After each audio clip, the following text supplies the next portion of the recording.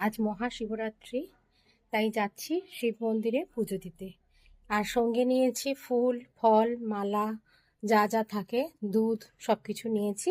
এবার শিব মন্দিরে গিয়ে দেখাবো শিবের দর্শন।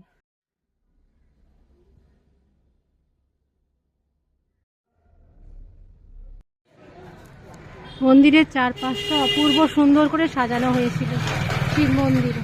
এটা বহু প্রাচীন শিব মন্দির, অকালবোধন শিব মন্দির। এটা আমাদের পাড়ার অতি প্রাচীন শিব মন্দির। এটা আমাদের পাড়ার অনেক প্রাচীন শিব মন্দির, অকালবোধন শিব মন্দির। নতুন করে উদ্বোধন হয়েছে, নতুন করে আবার সুন্দর করে সাজানো হয়েছে, ভেঙে নতুন করে তৈরি করা হয়েছে।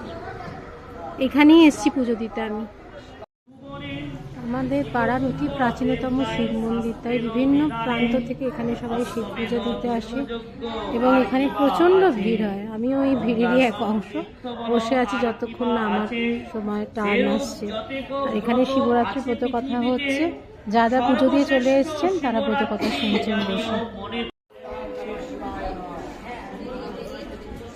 নমঃ শিবায়, নমঃ শিবায়, নমঃ শিবায়, নমঃ শিবায়, নমঃ শিবায়।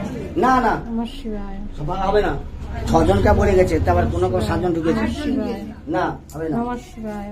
দাও দাও দাও দাও।